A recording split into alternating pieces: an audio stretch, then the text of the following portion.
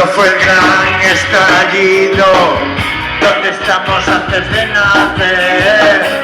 ¿Dónde está el eslabón perdido? ¿Dónde vamos después de morir? ¿Qué son los agujeros negros? ¿Se expande el universo? ¡Sócalo con peso!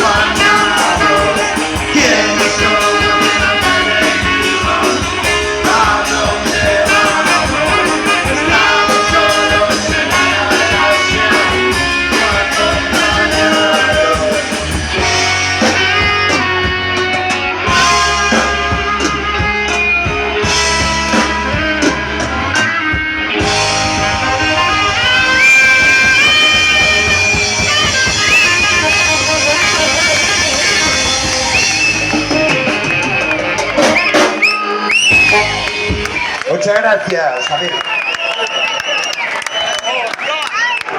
Ahora sí que nos vamos a la cama.